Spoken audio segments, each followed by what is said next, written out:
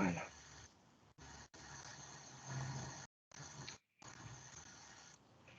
Donc, ici, vous devez avoir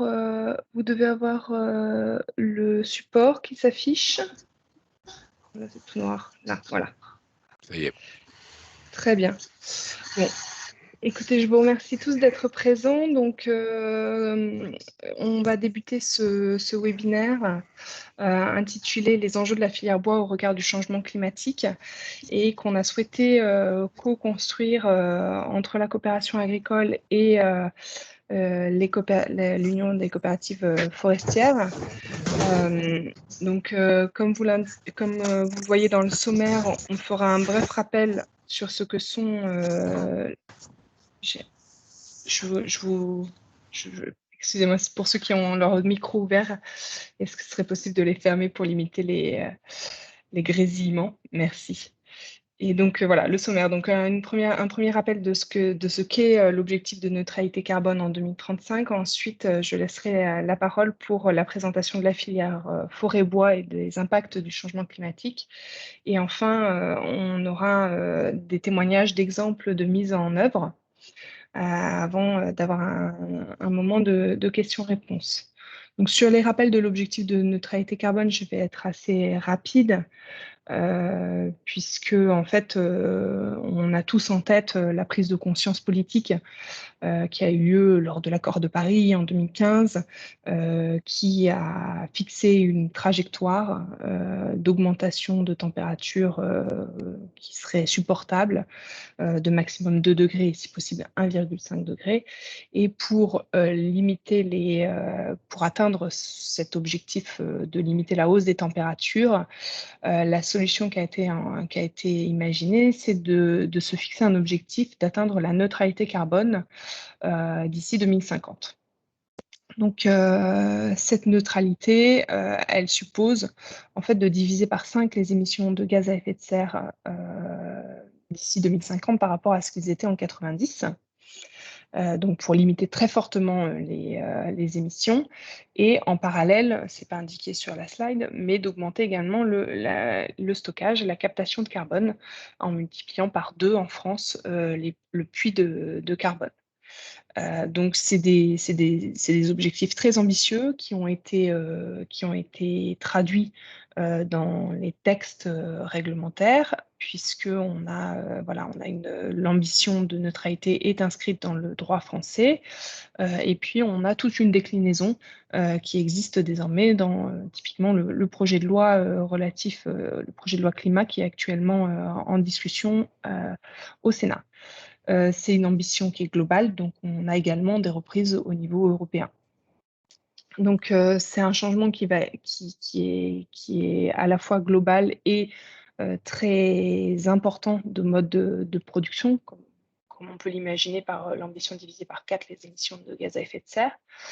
Et il nous a semblé en tout cas que les coopératives agricoles, alors agricoles et forestières, devaient être des acteurs connus, reconnus sur le sujet du changement climatique, puisque on a bien entendu des émissions dans notre secteur agricole liées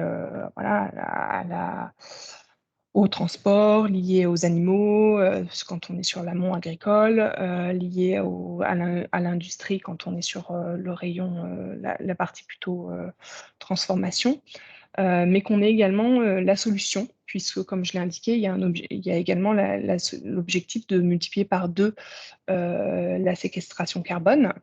Et donc, c'est l'objectif que vous voyez en bas à gauche. La coopération agricole s'est dotée d'une stratégie carbone parce qu'elle souhaite mettre en avant le fait que cette séquestration carbone devrait demain être une opportunité créatrice de valeur pour le secteur agricole et ça l'est déjà en partie pour le secteur forestier. On a également besoin pour cela de se doter d'outils, puisque sur le secteur agricole, on a beaucoup de difficultés. Enfin, il y a des méthodologies qui restent à préciser sur l'évaluation des émissions et surtout typiquement le stockage dans les sols carbone. On doit également travailler sur les anticipations des demandes de marché. On voit qu'il y a également il y a des demandes qui émergent, par exemple sur le sujet des biocarburants, pour avoir des biocarburants bas carbone. On peut imaginer que cette thématique ira croissante et donc il faut qu'on cadre ce qu'est un produit bas carbone et sa revalorisation par le marché. Et toute cette modification, ce changement de paradigme, il faut qu'on puisse le faire dans des conditions acceptables qui permettent de maintenir des productions agricoles dans tous les territoires et qui permettent de maintenir un approvisionnement alimentaire national compétitif, puisque c'est le rôle de notre secteur de pouvoir contribuer à l'alimentation nationale et d'être acteur sur les marchés. Pour ça, on a défini un plan d'action qui assez classiquement se concentre sur 3 axes qui sont d'abord l'accompagnement des agriculteurs, la sensibilisation des agriculteurs à la réduction de leurs émissions et à l'accroissement de leur capacité de stockage. Et c'est là, par exemple, qu'on a un lien très fort avec les sujets forestiers puisque ces agriculteurs peuvent également être propriétaires forestiers et pouvoir développer en tout cas des productions de haies ou de l'agroforesterie sur leur propre surface. On a tout un volet qui est sur l'accompagnement de la décarbonation des productions agricoles, logistiques et transformation. Et enfin, comme je l'ai indiqué, il faut qu'on ait les conditions qui permettent de définir des politiques publiques qui permettent d'accompagner cette transition. Donc, ce travail à la fois d'ambition carbone a été validé à l'échelle de la coopération agricole qui a souhaité s'engager de manière très volontaire sur le sujet puisque on a fixé l'objectif de neutralité pour notre secteur, la coopération agricole et forestière, et un objectif de neutralité à l'horizon de 2035. Donc, c'est en avance de phase par rapport à l'objectif de neutralité qui a été annoncé au niveau national et européen à 2050. Et cette avance de phase vise bien à mettre en avant le fait que le secteur agricole forestier sera la solution à l'augmentation des capacités de stockage et qu'on s'engage très volontairement sur la baisse des émissions. Il y a également, comme je l'ai indiqué dans l'axe 3, la question de la faisabilité, de la soutenabilité de cette transition. Et donc, il me semble qu'il faut que les coopératives agricoles s'inscrivent très tôt dans ces transitions pour pouvoir bénéficier d'un accompagnement qui devra être mis en place au long terme pour permettre d'accompagner l'ensemble des acteurs du secteur.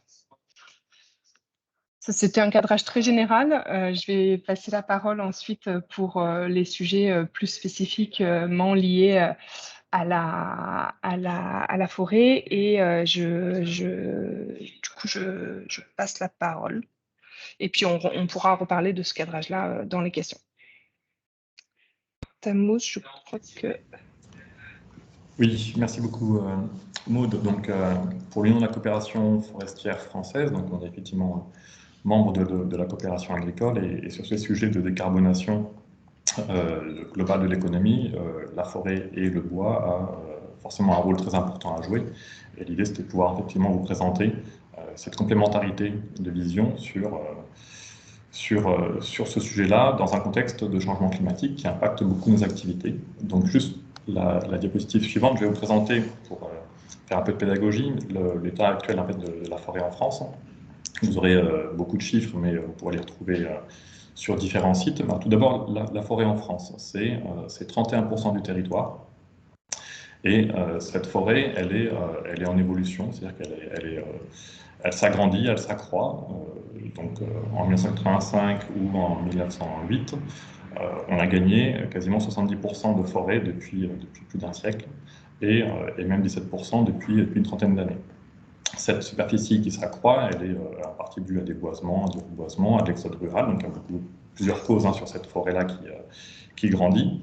Elle est en grande partie, une forêt privée qui appartient donc à des propriétaires qui sont plutôt des propriétaires familiaux, enfin, donc qui se transmettent par succession en général, donc c'est 3/4 des forêts en France. Et le quart restant, ce sont des forêts qui appartiennent au public, entre guillemets, donc les forêts domaniales, c'est le domaine privé de l'État, pour environ 10%, et les forêts des collectivités, donc les forêts communales, pour 25% d'entre elles. Cette forêt, elle est très diverse. Elle est composée d'essences forestières très variées, donc on en recense 138. Alors tout le monde connaît le chêne, le hêtre, le châtaignier, les pins, les sapins, les douglas, etc. Mais elle est bien plus diverse qu'on pourrait l'imaginer. Et par rapport à sa constitution, nous on parle de peuplement forestier. Donc il faut savoir qu'en France, il y a plus des 2/3 des peuplements qui sont composés majoritairement d'essences feuillues et 20% de conifères avec un peuplement mixte pour 10%. Ça, c'est pour la superficie des forêts françaises. Quand on parle de carbone, pour faire le lien avec les propos de Maud, donc vous savez tous qu'on stocke le carbone dans les sols forestiers, dans les arbres, dans les produits bois.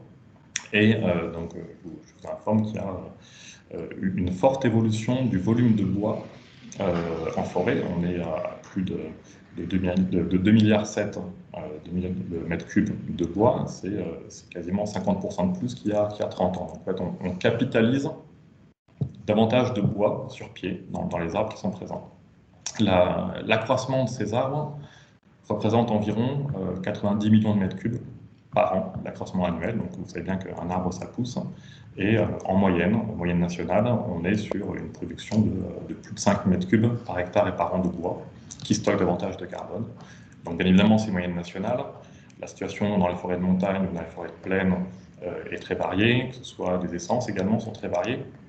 Et sur ce stock de bois qui est de plus de 2,7 milliards de mètres cubes, avec un accroissement de quasiment 90 millions de mètres cubes, on en prélève, pour les besoins de la société, environ 49 millions de mètres cubes de bois prélevés par an. C'est-à-dire qu'on prélève tous les ans environ 55% de l'accroissement naturel des forêts en France. Cet accroissement-là, ce prélèvement, c'est à la fois du commerce de bois, dont on a besoin, j'en parlerai juste après. C'est aussi de l'autoconsommation, le bois de chauffage principalement, ou des dépérissements. Alors tous ces chiffres-là, c'est issu de l'inventaire de l'IGN, qui fait également l'inventaire forestier pour nous, source 2019. Ceux qui aimeraient en connaître davantage, je vous invite à consulter leur site internet, l'inventaire forestier national. Il y a énormément de chiffres sur cette forêt, mais au moins vous avez les grandes lignes. Une fois qu'on a de la forêt, il y a également une filière derrière, la filière bois. Donc là, je vous ai mis une infographie du ministère de l'Agriculture, qui est assez pédagogique, qui précise un peu ce qui est fait de ces forêts. Donc tout démarre de la forêt, donc je vous ai mis quelques chiffres. Dans la forêt privée, il faut savoir qu'il y a 3,3 millions de propriétaires privés qui se partagent 12,6 millions d'hectares. Donc si on fait une règle arithmétique, un propriétaire forestier lambda, en moyen, il a 4 hectares de forêt en moyenne. Alors bien évidemment, il y en a beaucoup plus qui en ont très peu et beaucoup moins qui en ont beaucoup. Mais quoi qu'il en soit, tout démarre de ces propriétaires-là, l'État, les collectivités et les propriétaires privés. Et derrière ces propriétaires, il y a toute une chaîne de valeur, toute une filière qui démarre des gestionnaires des vergers à graines, donc pour pouvoir mettre des graines dans des pépinières. Il y a les entreprises de travaux forestiers, il y a des gestionnaires, dont on connaît beaucoup l'Office national des forêts pour les forêts publiques, mais pour les coopératives forestières, on évolue en forêt privée, les transporteurs, des exploitants, des scieurs, et tout ça, on alimente toute une filière de charpente, de construction de bois, d'emballage, d'ameublement, de menuiserie, et les études la plus récente faite au niveau de l'interprofession nationale France Bois-Forêt indique qu'on a, dans la filière forêt-bois au global, plus de 390 000 emplois directs en 2018. Voilà, donc c'est très éparpillé, mais ça représente quand même un secteur assez important de l'économie nationale. La diapo d'après, juste un petit zoom sur les coopératives forestières, notre rôle dans cette chaîne de filières. Les coopératives forestières, vous en avez 17 en France. Vous avez la répartition à l'écran. Donc elles sont plantées sur l'ensemble du territoire et elles regroupent 113 000 sylviculteurs adhérents qu'elles accompagnent dans la gestion de leur forêt, qu'elles accompagnent également dans tous les actes de sylviculture et de reboisement. ou de commercialisation des bois qui serviront à l'industrie française. Donc sur ces 17 coopératives, donc nous sommes un maillon parmi d'autres au sein de la coopération agricole, mais on a 1300 salariés et on accompagne, on s'occupe de la gestion de plus de 2 millions d'hectares de forêt pour commercialiser environ 20% des bois en France. En termes de reboisement, ce qui est également aussi important, vous savez que dans la forêt, on est vraiment sur un cycle. On récolte et on prépare le renouvellement forestier, que ce soit par du reboisement ou par la régénération naturelle, donc environ 21 000 hectares. Ces 21 000 hectares, il faut mettre en parallèle des 12,6 millions d'hectares de forêt présentes, donc on est vraiment sur un petit élément quand on regarde vue d'ensemble de ce qui se passe. Pour revenir donc plus précisément sur l'impact du changement climatique sur les forêts et même sur nos activités, on est, comme vous le savez, tributaire de beaucoup d'aléas climatiques, sur des sécheresses, des canicules, des incendies, des gels, une pluviométrie accrue. Récemment, vous avez eu des épisodes de gel dans le milieu agricole qui a été dramatiques, qui ont fait perdre une partie des saisons d'un agriculteur. Nous, notre saison, à l'échelle forestière, c'est le temps long. On récolte des arbres à 45 ans, 80 ans, 120 ans, 150 ans, selon les essences et les peuplements. Et donc, du coup, on est très vigilant sur l'ensemble, le moindre impact qui peut avoir lieu sur nos forêts.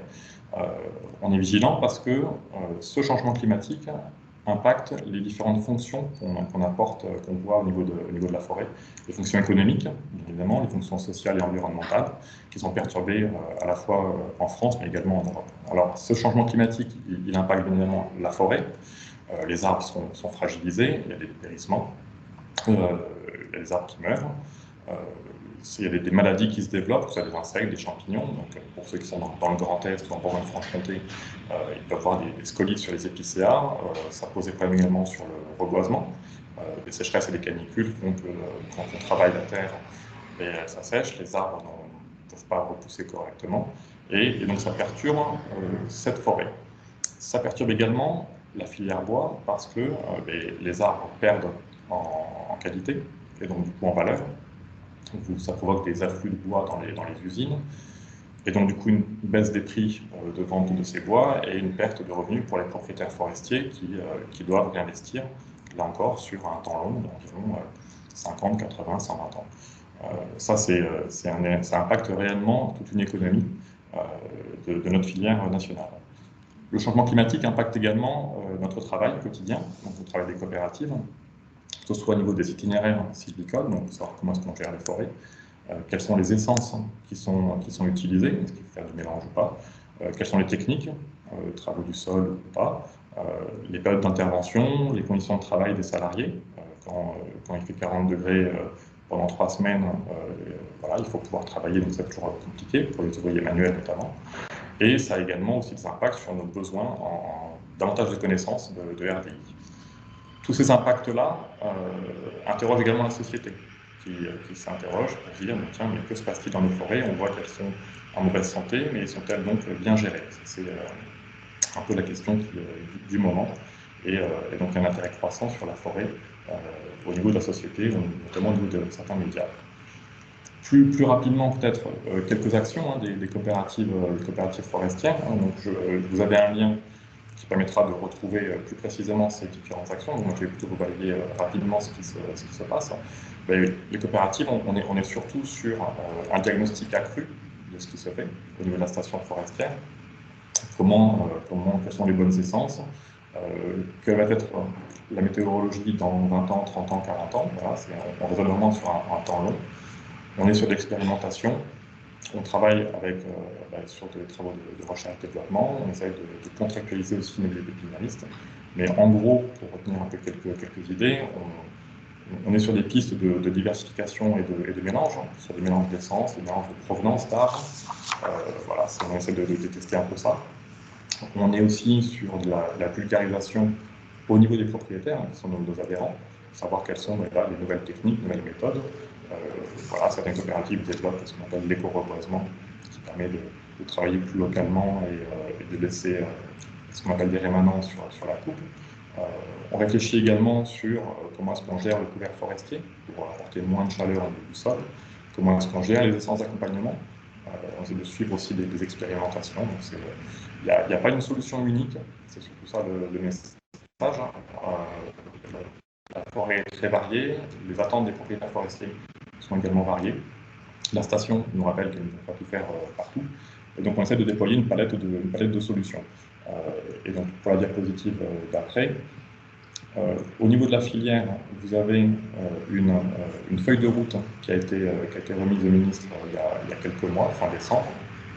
Diapositive d'après, peut-être pour... si je peux pas. Qui est en fait un peu donc, notre livre de chevet pour les forestiers, savoir comment est-ce qu'on peut adapter les forêts au changement climatique. Donc là encore, vous avez un lien qui vous permettra de télécharger ce document. Je ne vais pas vous lire les 9 objectifs ni les prérequis, mais sachez qu'on est tous en ordre de marche, que ce soit au niveau des propriétaires, des gestionnaires, des industriels, pour essayer de voir comment est-ce qu'on peut s'adapter. Donc il y a de la coopération, il y a des diagnostics, bien évidemment. Il y a aussi des pratiques sylvicoles qui visent à augmenter la résilience. Je ferai un zoom sur les outils financiers dédiés à cette adaptation, mais prévention, lutte, on pourra le faire. Maintenant, ce qui est important pour nous, c'est de pouvoir avoir des essences qui soient adaptées au changement climatique qui aura lieu dans 50 ans, dans 100 ans. Donc il y a un beau travail à faire aussi au niveau des pépiniéristes qui pourraient nous fournir des arbres plus adaptés. Alors, juste, je vais faire pour ma dernière présentation un zoom sur un outil financier qui est actuellement en vigueur en France. C'est en lien avec le plan de relance parce que adapter les forêts au changement climatique pour les arbres qui sont déjà dépérissants, qui sont morts, complètement morts, il faut récolter, il faut reboiser. Et quand on récolte un produit qui a peu de valeur, c'est compliqué. Donc le gouvernement a mis en place, dans le cadre du plan de relance, un montant significatif de financement pour du reboisement, donc à des taux de 80% ou de 60% selon la situation du peuplement, de façon à pouvoir justement relancer une dynamique, relancer le renouvellement forestier, qui est toujours un peu compliqué. Les dossiers sont à déposer là dans les prochains mois, et dans tous les cas avant mi-2022. Et c'est un outil. Donc on sait que pour accompagner les propriétaires forestiers dans le reboisement, il faut les accompagner notamment financièrement. Et c'est ce qu'on essaie de faire au niveau des coopératives et des autres acteurs de la filière. Le nerf de la guerre, c'est également de financement. Voilà rapidement pour une mesure plus globale. Et Lionel Piette, directeur de Coforêt, précisera plus précisément l'action dans sa coopérative. Merci.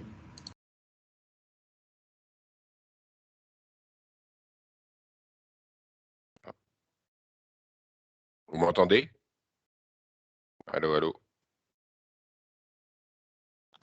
Oui, on t'entend. On vous entend.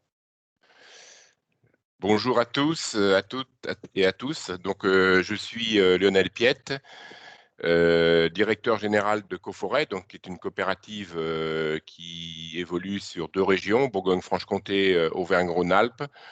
Et on fait partie évidemment et investit dans l'Union des coopératives françaises, les coopératives forestières. Je tiens à saluer aussi parmi les présents 2 administrateurs de Coforêt, donc Dominique Maillot et puis Jean-Louis David, et puis un certain nombre de salariés également.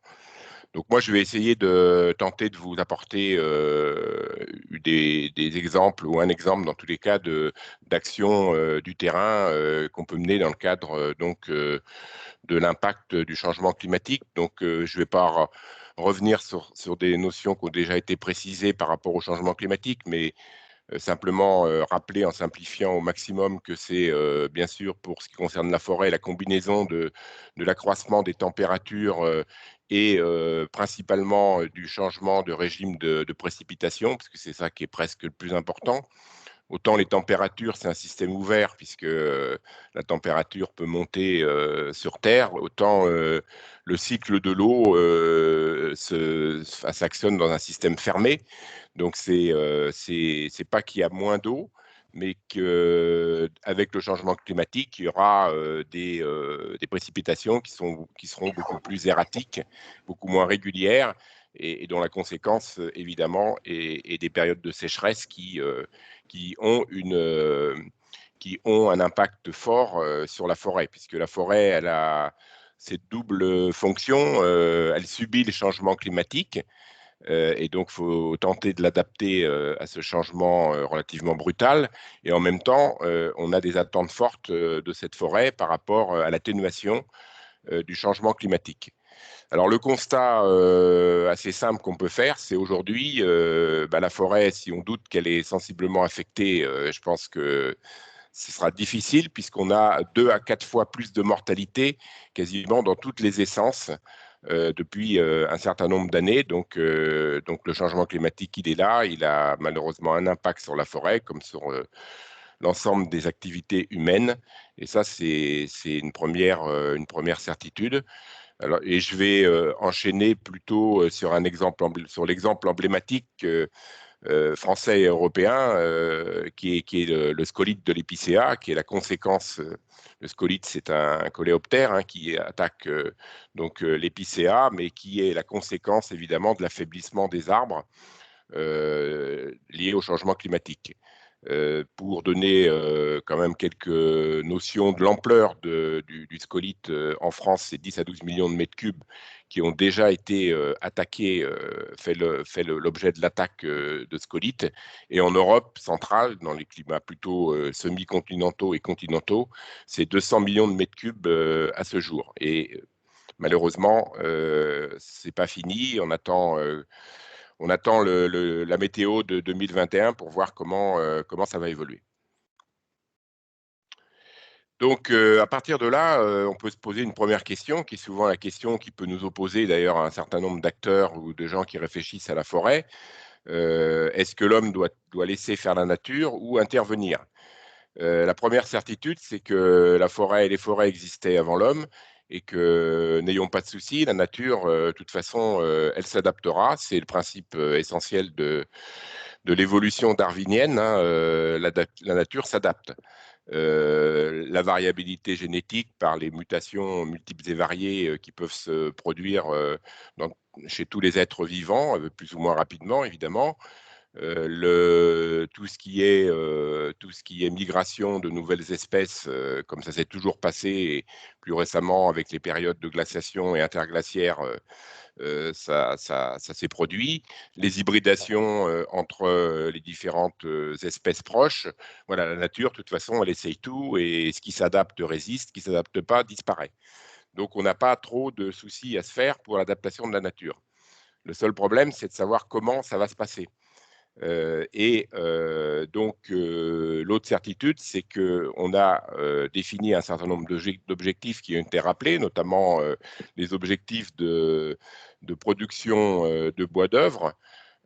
C'est inscrit dans la loi bas carbone, c'est inscrit dans les différentes feuilles de route, que ce soit du Conseil supérieur de la forêt, et il y a plein aujourd'hui de décisions, ou dans le PNFB, le plan national forêt-bois, qui a pour objectif de produire 12 millions de mètres cubes de bois supplémentaires à horizon de 2026.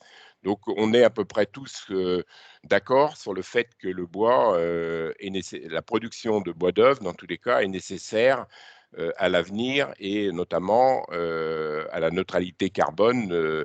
Alors 2035 pour les coopératives, 2050 pour l'Europe et pour la France, et que si on ne fait rien, on laisse la nature faire, ce qu'on a le droit de penser, il est sûr qu'à ce moment-là, on va faire que le bois d'œuvre ne se produira pas, ou dans tous les cas, la production va fortement chuter.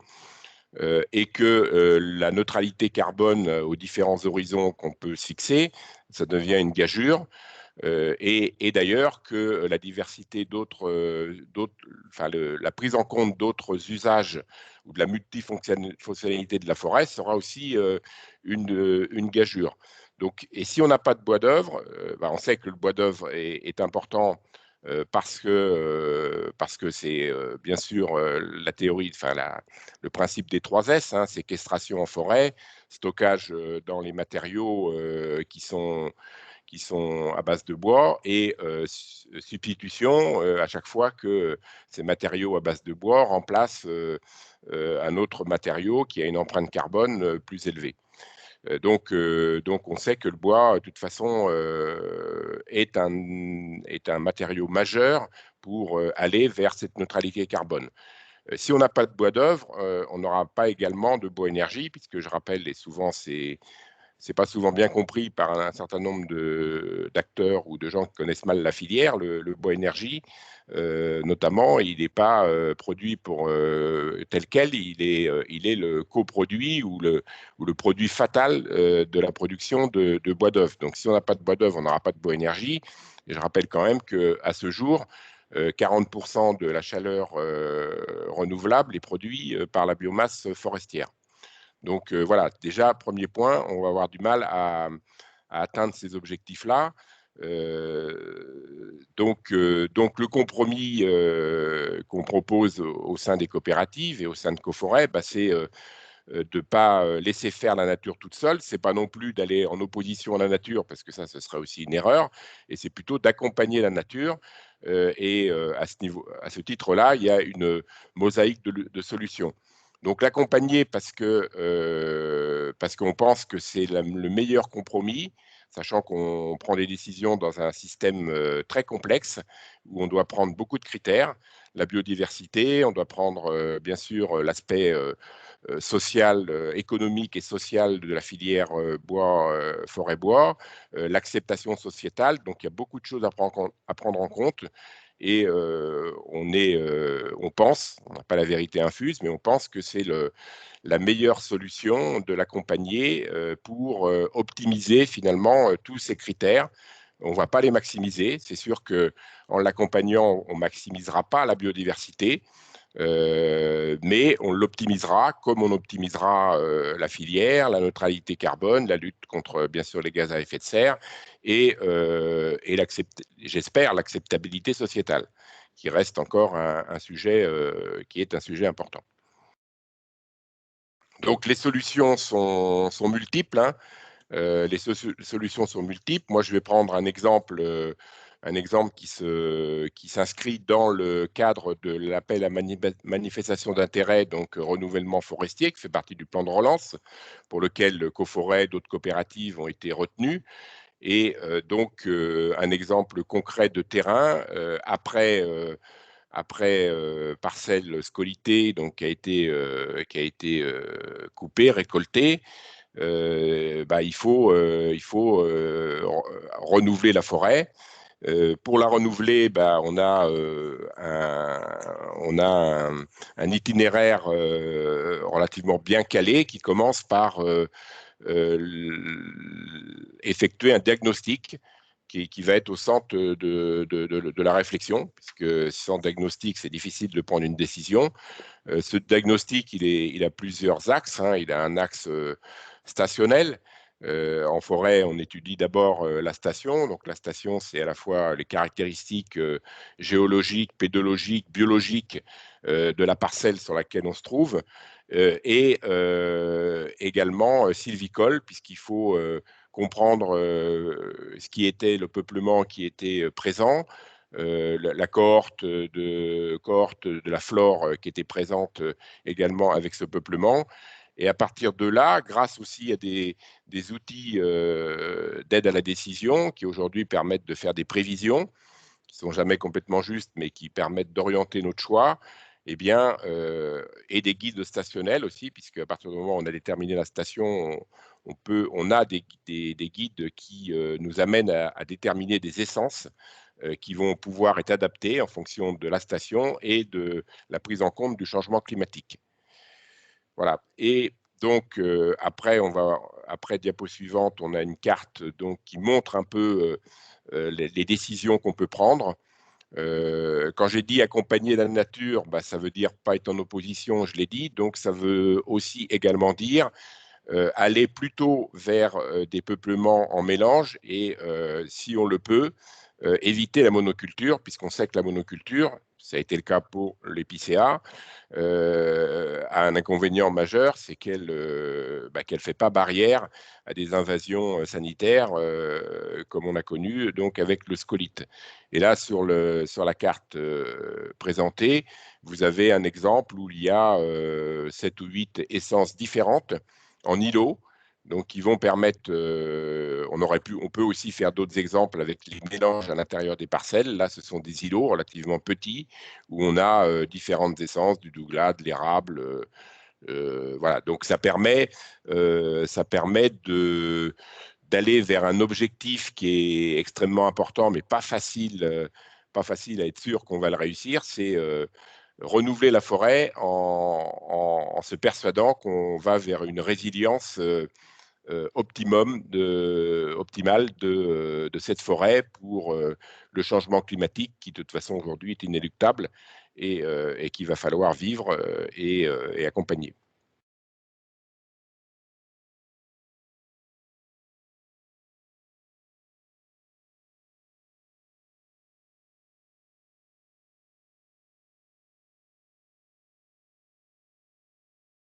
Bonjour à toutes et à tous. Est-ce que vous m'entendez correctement? Oui, c'est bon. Je crois que ça va être à moi, donc. Très bien. Donc, je me présente, je suis Tancred Neveu, directeur délégué du fonds de dotation Plantons pour l'avenir. Donc, un dispositif qui a été créé à l'initiative des coopératives forestières. Mais avant de vous le présenter, je vais vous revenir sur deux notions qui complètent bien les présentations précédentes et qui sont issues de l'étude INRAE sur justement le rôle de la forêt et des usages du bois dans le cadre du changement climatique. Donc, on va passer à la première diapo, s'il vous plaît. Voilà. Donc, juste pour cette petite illustration, pour essayer de resituer les différents compartiments de stockage, séquestration et substitution dont on a parlé dans le contexte forestier. Il faut avoir justement à l'esprit que à peu près plus de 25% des émissions de gaz à effet de serre nationales sont captées annuellement par nos forêts métropolitaines. Et cette captation se retrouve dans deux grands compartiments. Un compartiment qui est l'écosystème forestier lui-même, c'est-à-dire la forêt, où à peu près 65% de cette captation annuelle va rester, donc 80 millions de tonnes équivalent CO2 par an.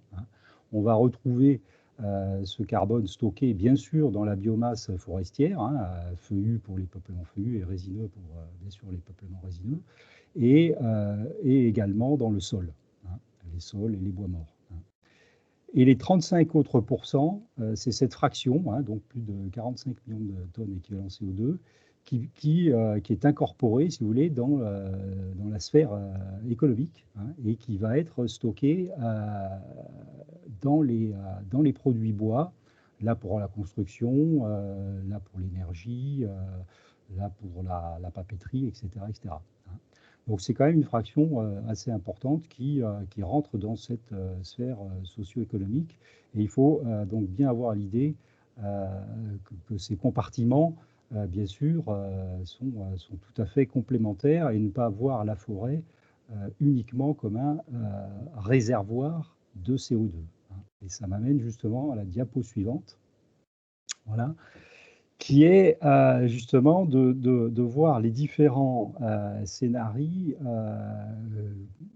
qui nous seront peut-être imposés d'ailleurs par le changement climatique ou qu'on peut décider pour justement faire en sorte que d'une part, nos forêts continuent à être un réservoir, un stockage de CO2, mais qu'elles puissent également alimenter une filière économique qui, par l'utilisation et les usages du bois, vont servir à éviter des émissions de CO2.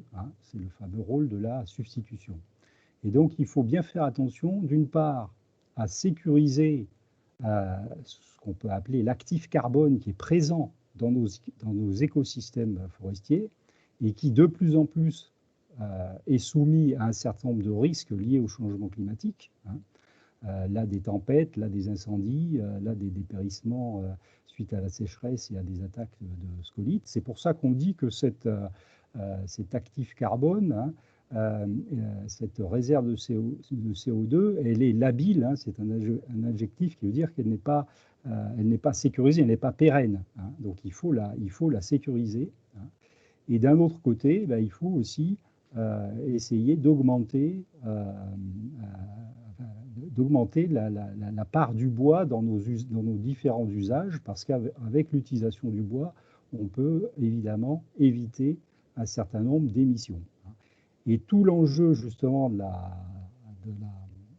cette contribution à la neutralité carbone, c'est de trouver cet équilibre, hein, entre la sécurisation du stockage dans nos écosystèmes forestiers et l'augmentation de l'utilisation du bois, donc un certain nombre d'émissions évitées.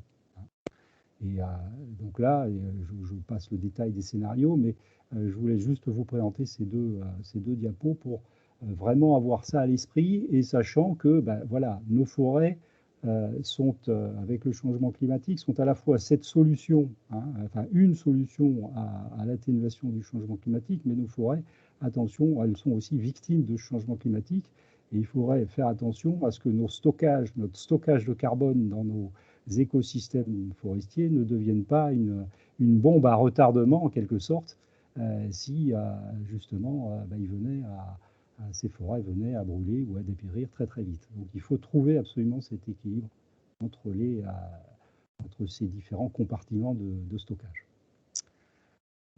Voilà. Diapo suivante. Donc, dans le cadre de cette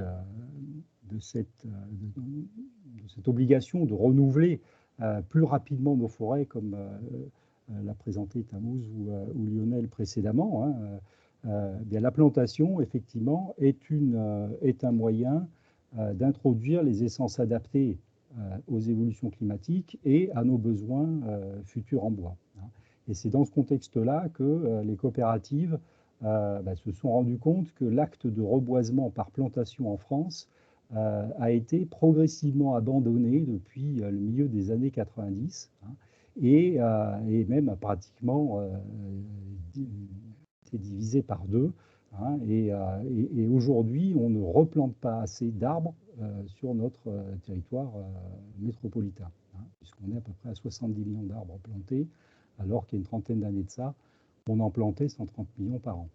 Et donc l'idée des coopératives a été de proposer un dispositif à l'intention des propriétaires forestiers pour pouvoir leur donner la capacité et l'envie de renouveler plus activement leur peuplement forestier.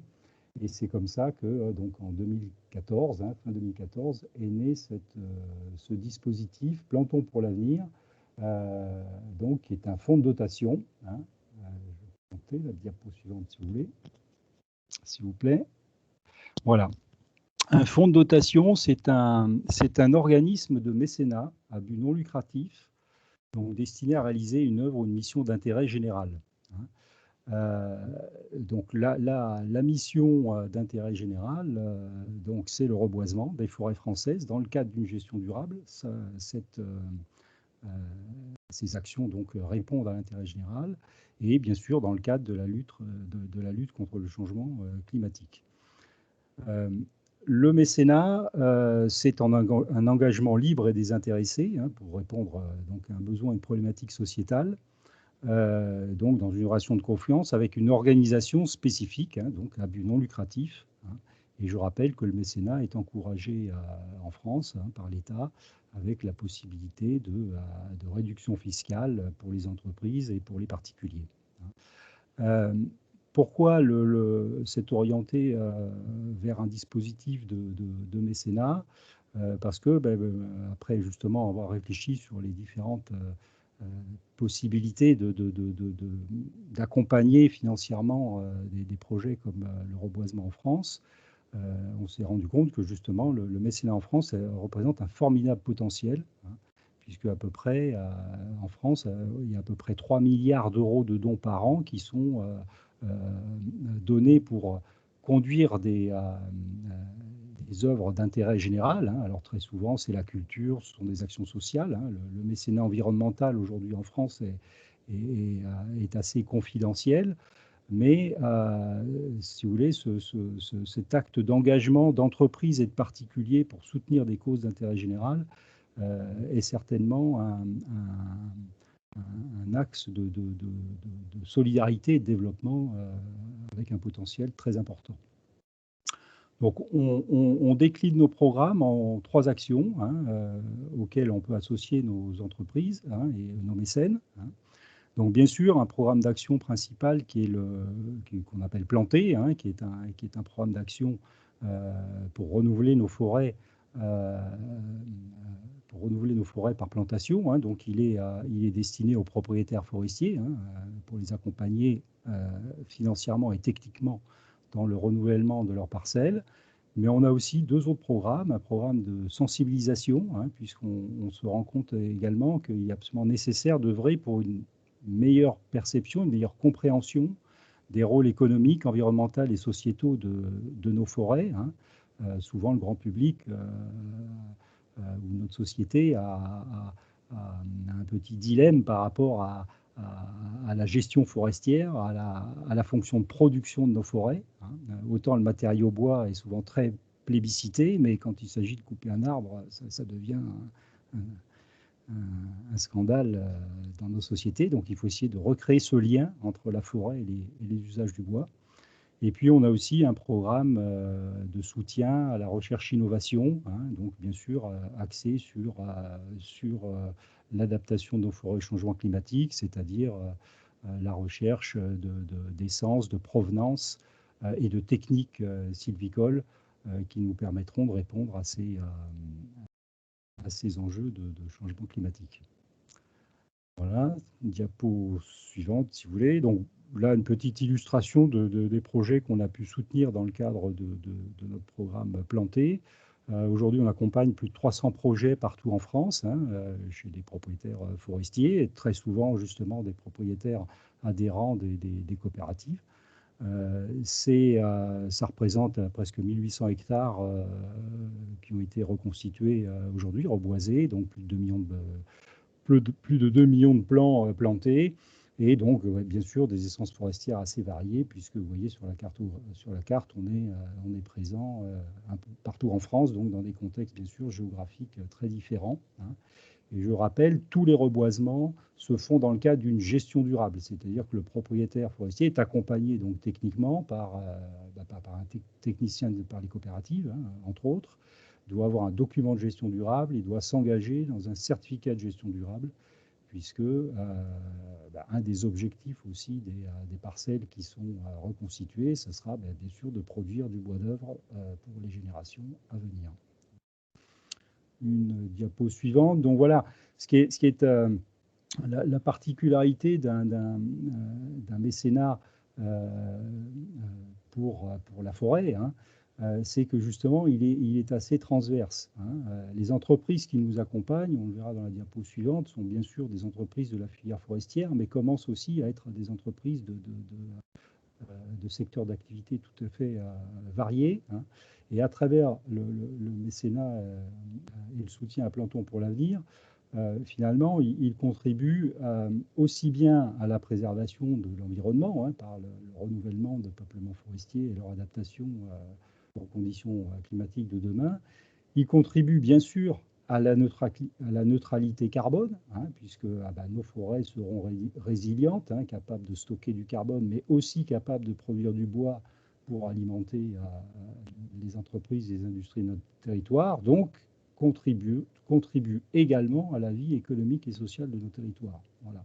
Donc on n'est pas seulement sur un seul aspect, le stockage du carbone, ou la préservation de la biodiversité, ou un impact social, mais c'est vraiment l'association de ces 3 contributions qui donne aussi toute la valeur à ce mécénat.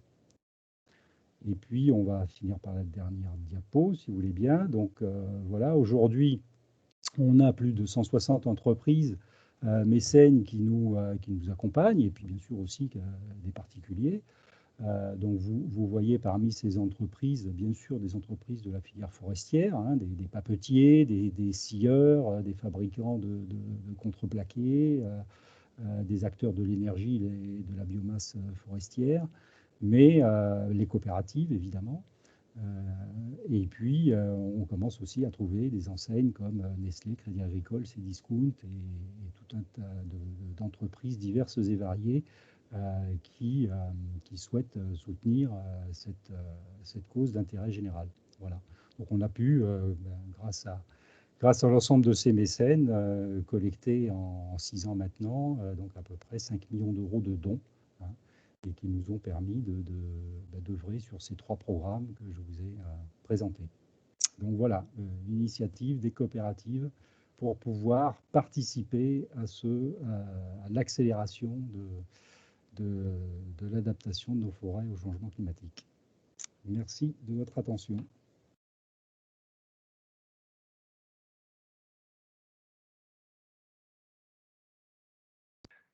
Merci beaucoup. S'il y a des questions, réponses, on peut ouvrir un moment d'échange maintenant. Je vais juste sortir de la présentation pour pouvoir vous revoir. Voilà. Je ne sais pas s'il y a des questions dans le chat. Moi, j'en avais une peut-être pour les acteurs forestiers, puisque une des méthodes qui est envisagée pour la valorisation des pratiques de stockage dans le secteur agricole, c'est le déploiement des méthodes bas carbone. Et donc, alors qui sont déployés pour le secteur laitier et en cours de développement pour d'autres secteurs. Mais on connaît le fait que les forêts ont déjà cette expérience. Est-ce que c'est un outil sur lequel on peut avoir votre retour d'expérience?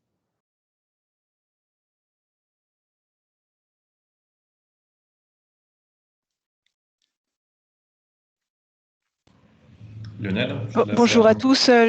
Pardon, j'allais demander, bonjour Tammuz, j'allais demander effectivement si Lionel, tu voulais prendre la parole. Bonjour. Ouais, vas-y Sophie, hein. Vas-y. comme tu veux. Bonjour à tous, donc Sophie Bitoki, je suis la directrice de GCF, qui est l'Union des coopératives forestières et qui est donc en charge des aspects de travaux mutualisés sur les investissements ou les accompagnements de compétences. Et effectivement, pour répondre à votre question, on développe depuis maintenant quasiment 1 an et demi un service au sein des coopératives sur des projets labellisés bas carbone. Alors, on a initié cette démarche-là il y a à peu près 1 an et demi. Il y a 3 méthodes aujourd'hui qui existent sur la forêt, hein, sur des projets labellisés en tant que tels bas carbone, sur différentes problématiques.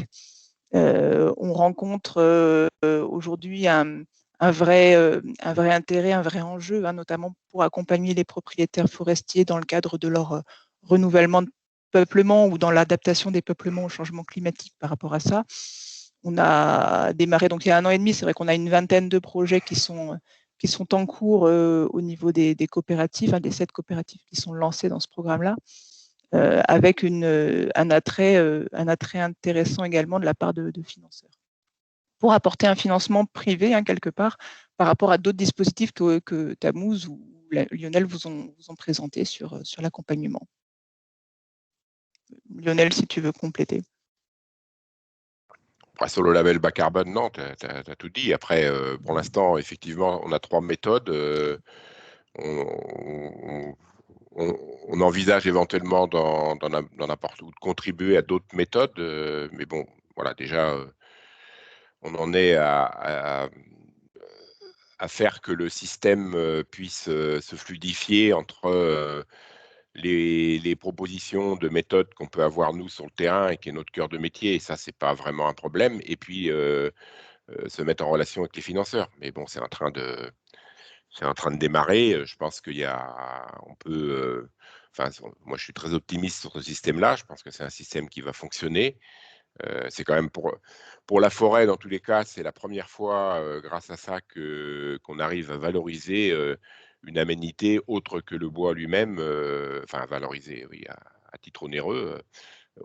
une autre aménité que le bois lui-même. Donc c'est très encourageant et c'est bien. Et je pense que c'est vertueux en plus. Donc, et pour les entreprises, ça leur permet d'apporter des fonds, au même titre d'ailleurs que d'autres systèmes, hein, comme Plantons pour l'avenir, mais d'apporter des fonds en France plutôt que les investir. Alors, j'ai rien contre le reste du monde, hein, mais j'aime bien la France aussi.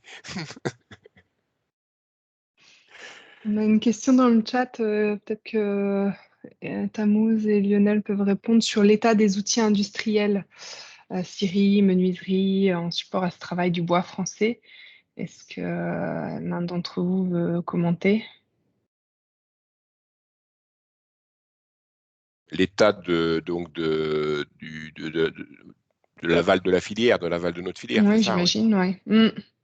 Bah, l'État, on sait alors voilà, il y a traditionnellement un tissu important de, de, de scierie, notamment en première transformation, ou d'autres industries qui consomment du bois, papier, panneaux. Donc l'état de la filière, il est un peu multiple.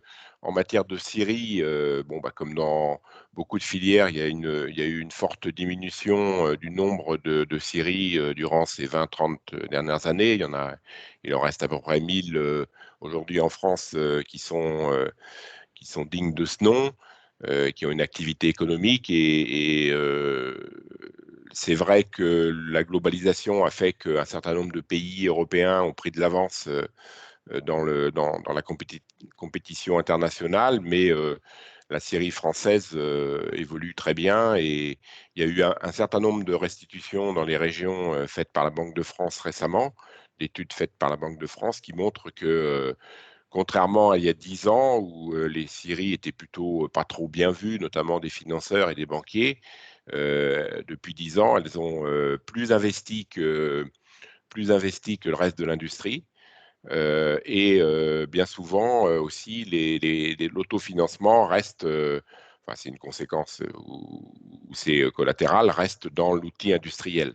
Donc je pense que le retard que pouvait avoir la scierie française dans la compétition est en train de se combler. Et on a quand même un certain nombre de beaux fleurons. Alors le côté un peu plus négatif de l'aspect de la filière, c'est peut-être tout ce qui est débouché bois industriel, papier, panneaux, où là on voit bien que les outils français ont tendance à disparaître du territoire français. Le dernier événement en date, ça a été la saga de Fibre Excellence Tarascon, qui va certainement, qui est une grosse papeterie donc du sud de la France, à Tarascon, en PACA, qui va finalement pas fermer, je l'espère, parce qu'il y a des perspectives maintenant qui vont dans un sens de la continuité de l'activité de cette papeterie. Mais voilà, on se rend bien compte que cette partie de la filière est un peu fragile et que quand on est dans un chantier forestier, on doit exploiter tous les morceaux de bois et toutes les qualités. Donc le bois d'œuvre qui est la priorité, mais si on ne sait pas vendre et valoriser le bois d'industrie ou le bois énergie, ben on est incapable d'exploiter le bois d'œuvre. Donc c'est là toute l'importance d'avoir tous les axes de valorisation de toutes les qualités qu'on peut sortir d'un chantier forestier.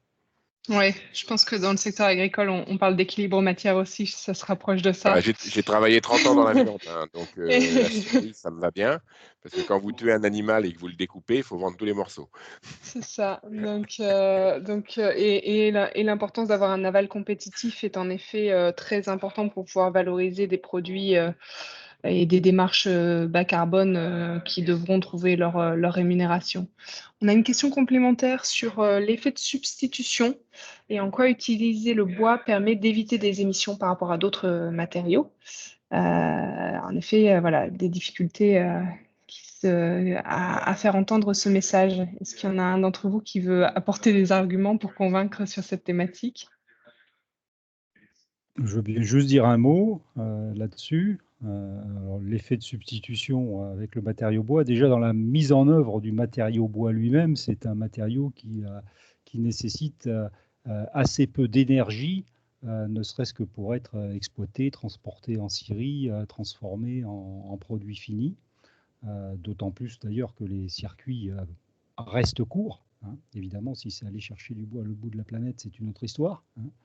D'où l'intérêt d'avoir aussi sur notre territoire des forêts en capacité de produire et d'alimenter nos entreprises.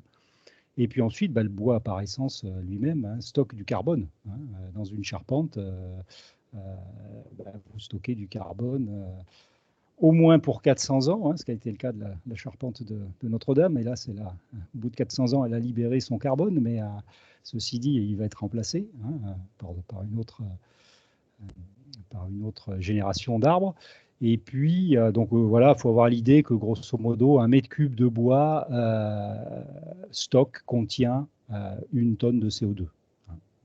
Voilà. Donc, effectivement, par rapport à la mise en œuvre dans la construction, par rapport à la mise en œuvre du ciment,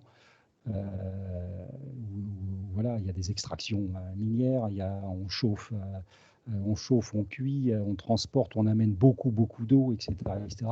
Le ratio est grosso modo de 1 à 10 dans les émissions de CO2 entre une construction avec du béton ou avec du bois.